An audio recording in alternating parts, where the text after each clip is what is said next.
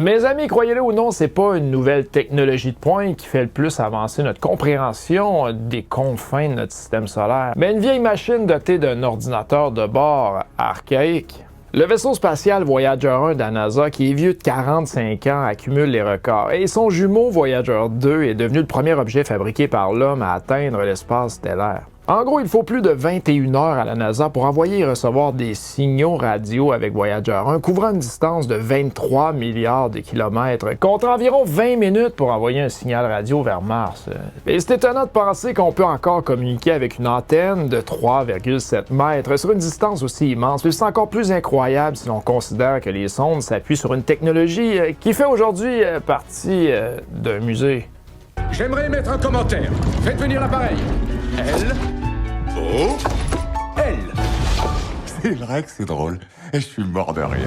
Bien que les Voyager 1 et 2 aient été initialement construits pour une mission de 5 ans visant à explorer Jupiter, Saturne et leurs plus grandes lunes, eh bien les scientifiques et les ingénieurs ont réfléchi à une conception qui permettrait aux sondes de tenir plus longtemps. Et pour rappel, après avoir atteint tous ces objectifs initiaux sur Jupiter et Saturne, eh bien l'équipe de la mission Voyager a ajouté des survols d'Uranus et de Neptune ainsi qu'un long voyage à travers les limites de notre système solaire afin d'étudier l'influence du Soleil. C'est le début et la fin. En gros, c'est la fin de notre système solaire avec le début de l'espace interstellaire. Mais quelle est la source de leur carburant? Eh bien, chaque sonde est équipée d'un générateur thermoélectrique radioisotopique de longue durée qui convertit la chaleur du plutonium en décomposant les isotopes en énergie électrique. Et chaque générateur était capable de produire 157 watts d'énergie électrique, soit celle utilisée pour alimenter votre ordinateur portable ou recharger votre iPhone. J'ai pas d'iPhone, j'ai un téléphone intelligent. Peu importe, vous comprenez. Sa puissance était supposée diminuer de moitié tous les 87,7 ans. Donc, oubliez la mission de 5 ans car son générateur était prévu d'être capable de faire fonctionner l'essentiel des sondes jusqu'en 2025. Et cette capacité de carburant à long terme, c'était pas un hasard. Parce que lorsque les sondes Voyager ont été lancées en 1977, eh bien, la NASA était confrontée à une opportunité unique. Les planètes seraient bientôt dans un alignement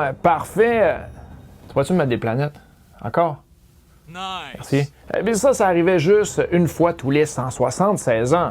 Et cet alignement rare permettrait non seulement aux voyageurs de visiter Neptune et Uranus avec un ajustement minimal de leur trajectoire, mais donnerait également aux sondes une gravité. Et l'aide de chaque planète visitée augmenterait leur vitesse au-delà de ce qu'ils pouvaient obtenir de leur propre propulsion de fusée. Mais cependant, cette fenêtre étroite a donné à la NASA un délai strict. Il n'y avait pas assez de temps pour planifier des missions de suivi et les États-Unis ne voulaient pas consacrer suffisamment de fonds à une expédition plus longue comme celle proposée pour la première fois par le Grand Tour de la NASA. Alors l'équipe a conçu une série de prouesses techniques pour optimiser les sondes pour une mission potentiellement plus longue. Chacune des sondes Voyager est équipée de 11 instruments scientifiques et la plupart d'entre eux ont des redondances en cas de panne de la machine, qui peuvent être activées et désactivées pour économiser de l'énergie afin d'ajuster la trajectoire et l'orientation. Et les sondes sont équipées de gyroscopes pour les instruments de référencement de stabilisation et de 16 propulseurs à hydrazine, dont 8 sauvegardes, et elles se sont avérées vitales puisque les propulseurs principaux de Voyager 2 ont cessé de fonctionner après 37 ans. Après 37 ans, ils ont dit « c'est terminé ». Et ces propulseurs de secours ont dû s'enclencher après 4 décennies d'inactivité. Les Voyager disposent également d'ordinateurs de bord construits sur mesure qui sont obsolètes par rapport aux normes actuelles, mais qui étaient à la pointe de la technologie en 1977. Et les caméras objectifs grand angle et à angle étroit de la sonde sont contrôlées par un sous-système de commande informatique doté de programmes fixes tels la détection des défauts et routines de correction.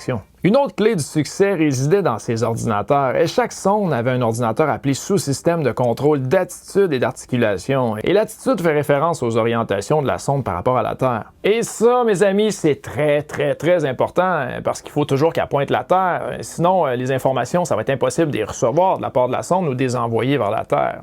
Les émetteurs de la sonde ont la puissance d'une ampoule de réfrigérateur et à des distances aussi immenses, leurs signaux radio deviennent à peine détectables. Les antennes de la sonde doivent donc faire face à la Terre. Comme on disait, chaque vaisseau spatial Voyager possède une antenne de 3,7 mètres. Et cette mission comportait également beaucoup d'inconnus. Pour atteindre Jupiter, les deux Voyager devaient passer par la ceinture d'astéroïdes. Et les scientifiques pensaient autrefois que cette région déchiqueterait tout vaisseau qui tenterait de la traverser, mais les Pioneer 10 et 11 l'avaient traversée avec succès, alors ils ont pris une chance de plus. Et nous savons maintenant que c'est en grande partie un espace vide. Il n'y aura pas de problème avec le Starship s'ils veulent la traverser. On a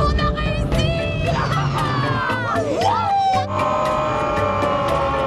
Et un autre obstacle à franchir était la température. Oui, un froid extrême. Et la NASA a installé plusieurs radiateurs pour maintenir les machines opérationnelles. Mais néanmoins, alors que la puissance de la sonde diminuait, eh bien la NASA a dû éteindre certains de ses radiateurs pour économiser l'énergie. Et lorsque le radiateur des détecteurs de rayons cosmiques a été éteint il y a 2 ans, eh bien sa température a chuté de 70 degrés Celsius. Puis tout le monde pensait que l'instrument allait se briser, mais il a continué à fonctionner sans problème. Mais tout n'a pas fonctionné parfaitement, c'est bien évident.